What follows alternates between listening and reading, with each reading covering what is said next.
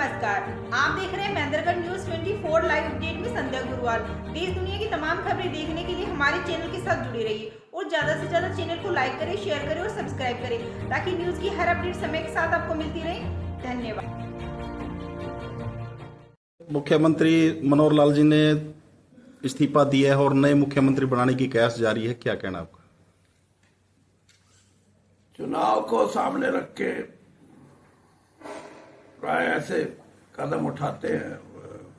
जो सत्तासीन पार्टी होती है वो एक नया रूप अपने दिखाने के लिए, ताकि लोगों में ये हो कि हाँ भाई अब कुछ नए रूप से आए हैं, ना कुछ शायद सुधार और कर सकेंगे।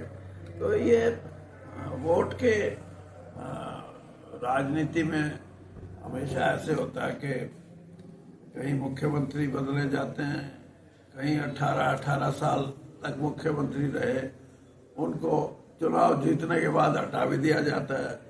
तो हमारे मुख्यमंत्री को की जो विदाई है वो कम से कम चुनाव से पहले होगी। बाकी तो बीजेपी का चुनाव के बाद भी विदाई कर देते हैं। सर, तो आप इसे कितना अच्छा मानते हैं बीजेपी के लिए? क्या जो मुख्यमंत्री हटाए गए, नए बनाए गए हैं, कितना असर पड़ेगा बीजेपी पर? देखिए, बात यह है कि जो मतदाता है वो 6 महीने पहले अपना मन और अपना मस्तिष्क जमा देता है कि मेरे को क्या करना है। तो उसके बाद इस तरह के फेरबदल से कोई ज्यादा ये मैं नहीं कहता कि कोई ज्यादा लाभ हो, कोई ज्यादा लाभ होने की गुंजाइश नहीं। हाँ, इस तरह के फेरबदल साल भर पहले हो तो मतदाता उस टाइम तक स्थिर नहीं होता कि मैं क्या करूंगा, किसको वोट दूंगा। अब ये समय नहीं है। अगले 5-7 दिन में तो आचार संहिता लग जाएगी, 2 महीने के अंदर अंदर चुनाव हो जाएगा, तो इससे कोई लाभ ज्यादा मिलने का है नहीं। सर, आपने पहले ही क्लियर कर दिया था गठबंधन टूटेगा और आज वो टूट गया, तो उसके ऊपर आपकी क्या प्रतिक्रिया? यार ये वो टूट टाट लिए के चर्चा ये चल रही है कि चौधरी ब्रजेंद्र सिंह के बीजेपी छोड़ने के बाद ये हरियाणा की राजनीति में भूचाल आया और ये मुख्यमंत्री भी बदले जा रहे हैं, क्या कहना इस बारे में? नहीं, भूचाल भूचूल तो कुछ नहीं, लेकिन मेरा ये ख्याल था कि हमने तो पार्टी को सलाह भी, जब तक मैं तो अब भी बीजेपी में ही हूँ वैसे तो, अब कब उधर जाऊंगा वो तो आपको बाद में एक ऐसी प्रेस कॉन्फ्रेंस करनी पड़ेगी तब बताऊंगा। लेकिन मैं उनको सही सलाह देता था कि जिस सोच के साथ आप मतदाताओं से जोड़ने का प्रयास कर रहे हैं, ये सोच नहीं है। मतदाता आपसे कुछ और मांगता है, आप उसको ध्यान में रख के मतदाताओं से जोड़ो। लेकिन मैंने अपने बोलने में और अपने 50 साल के अनुभव में कमी तो नहीं छोड़ी उनको बताने की, लेकिन अब उनकी एक अपनी रूपरेखा थी चुनाव में जाने के लिए, तो उसके लिए तो हम क्या कर सकते हैं, अब तो सलाह ही दे सकते हैं। सांसद ब्रजेंद्र सिंह को कांग्रेस पार्टी कहां से टिकट देगी और कहां से चुनाव लड़ने की? वो तो ब्रजेंद्र सिंह 15 तारीख को यहाँ आएंगे और जितने भी हजारों कार्यकर्ता उनको यहाँ आने पे उनकी बात भी सुनेंगे। और आप भी पूछ रहे ना भाई कहाँ से चुनाव लड़ोगे। आज नायब सैनी जी शपथ ग्रहण समारोह उनका 5 बजे, क्या कहना है इस बारे में? ठीक है, नायब सैनी एक समाज में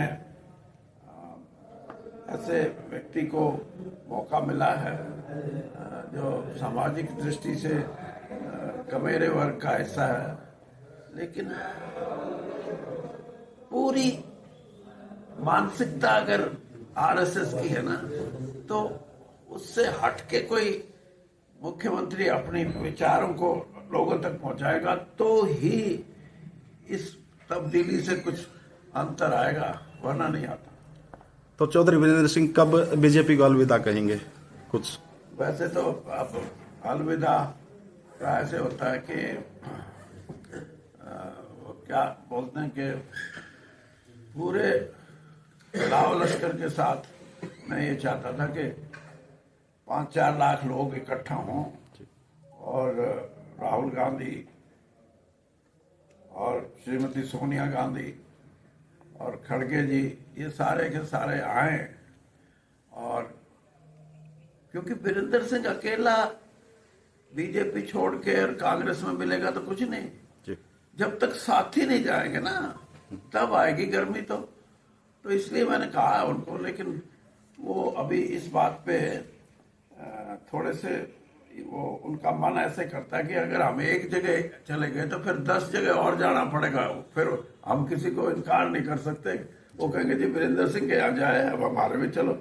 तो इसलिए अभी देखेंगे कि उनका विचार क्या है, और अगर उन्होंने इस चीज की हाँ करी तो फिर देख लेना, इससे बड़ा जींद के अंदर जो कहते हैं ना देवीलाल जी के समय में 87 न्याय युद्ध में लोग इकट्ठा हुए थे। मैं कहता हूँ इस हरियाणा का नौजवान और इस हरियाणा की महिलाएं, इस हरियाणा का कमेरा वर्ग और खास तौर पर किसान वर्ग इतनी बड़ी संख्या में आएगा कि सब रिकॉर्ड तोड़ देगा। लेकिन आपके माध्यम से भी आप कहो कि भाई आ जाओ। Thank you sir, thank you.